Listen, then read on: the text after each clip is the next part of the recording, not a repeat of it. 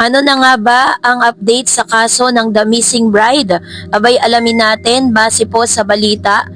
But before that, if you haven't subscribed yet to my YouTube channel, please don't forget to like, share, and subscribe at hit mo na rin ang notification bell for more showbiz updates.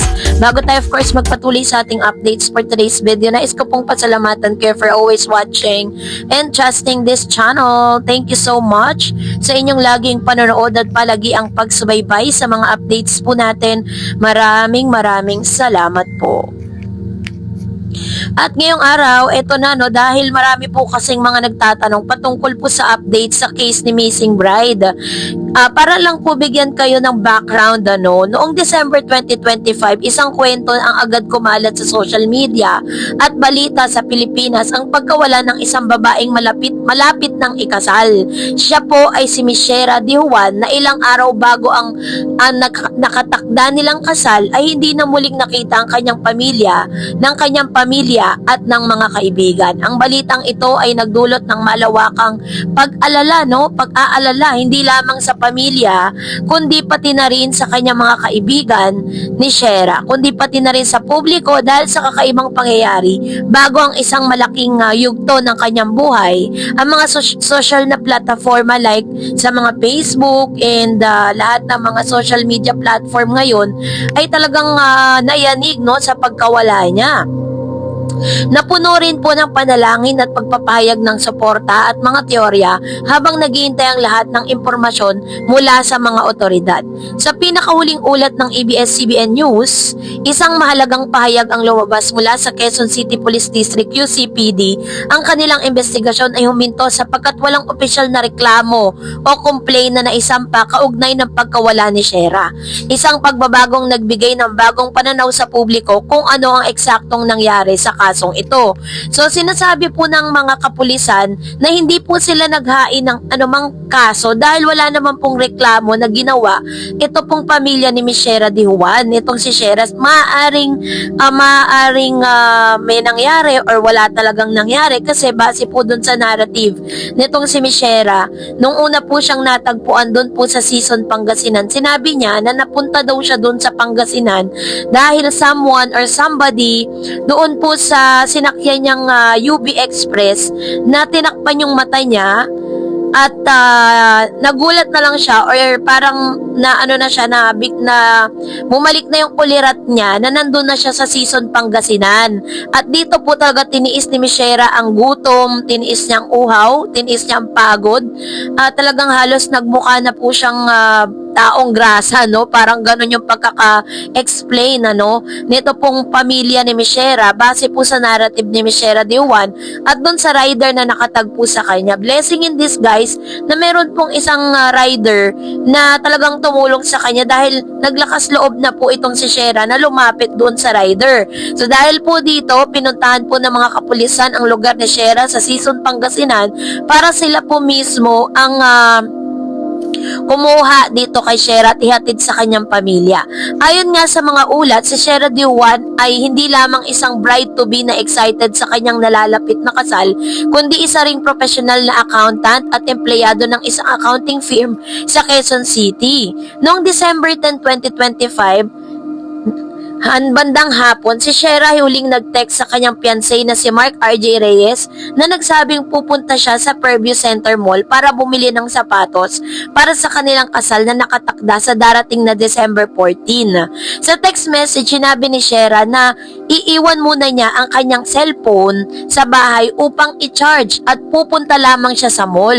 Tila ito po isang normal na plano para sa isang bride-to-be na abala sa paghahanda ng huling mga detalye bago ang kasal. So gayon pa man, mula noon wala nang kontak o sapat na ebidensya na nagpapakita kung saan siya tumungo, kung anong nangyari pagkatapos niyang umalis sa kanyang tahanan. And nang hindi na nga siya makontak, agad namang nag-alarm ang mga mahal sa buhay ni Shera, ang kanyang pamilya, kaibigan at ang kumpanyang pinagtatrabahuhan niya ay sabay-sabing nag-aalala at humingi ng tulong mula sa publiko para sa anumang posibleng impormasyon na makakatulong sa kanyang pagkakita. Ang kumpanyang kung saan siya nagtatrabaho ay nag-post pa ng mensahe sa social media kung saan inilarawan nila ni Shera bilang isang mahalagang bahagi ng kanyang team at ng isang mabuting tao na malalim na minamahal ng mga katrabaho at kliyente. Nakiusap sila sa publiko na tumulong sa paghahanap at mag-share ng anumang impormasyon tungkol sa kanyang kalagayan. Nagpakita rin ng damdamin ng lungkot at pag-asa si Mark, ang kanyang fiancé, sa mga post niya sa social media at ibinahagi niya ang kahalagan ng makita lamang si Shera ng ligtas. Masigit pa kaysa inaasahang mga sandali ng kanilang kasal at inialay niya ang kanyang mga salita at dasal para sa kanyang kaligtasan. So sa dami ng ulat at mga haka-haka hula kung ano ang posibleng nangyari kay Shera, ang QCPD ay nagsagawa ng sarili nilang investigasyon upang malaman ang katotohanan sa likod ng pagkawala ng bride-to-be. So nagkaroon po ng tinatawag na SIT or Special Investigation Team. Pagkatapos at dahil sa seryosong pag-aalala ng mga otoridad at pamilya, ang QCPD ang gumawa ng Special Investigation Team para siyasatin ang mga posibleng anggulo ng pangyayari. Kasama rito ang pagkuha ng mga CCTV cameras, videos, kabilang ang nakuwang footages na nagpapakita ng saginang na inaakalang si Shera na sumakay sa bus ng Commonwealth Avenue. At serye ng mga follow-up tasking upang subaybayan ang kanyang mga posibleng galaw pagkatapos niyang umalis sa kanilang tahanan. So, habang lumalala ang tensyon sa kaso, inulat ni Mark RJ na ang fiancé ni Shera ay tinuturing na person of interest ng mga otoridad sa investigasyon ng pagkawala ng kanyang fiancé.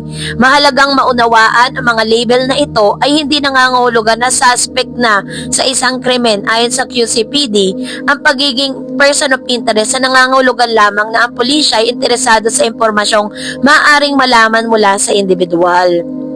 At sa kasong ito, si Mark ay huling taong nakausap o kasama ni Shera bago siya nawala. Hindi ito otomatikong inihihinalang nagkaasala si Mark, ngunit sinuri siya ng mga pulis at sinagot ang kanilang mga tanong upang pag-aralan ng timeline bago nawala si Shera at malaman kung mayroon ng bagong kainainalang pangyayari sa oras na yon. Which means hindi talaga nagkulang ang mga QCPD or Quezon City Police to investigate the whole story of this missing bride. So base po sa kanilang SIT or sa kanilang Special Investigation and Interrogation dito po kay Mark, ay sinasabing ng QCPD na wala silang nakikitang malinaw na tanda ng foul play o anumang krimen na naganap sa pagkawala ni Shera.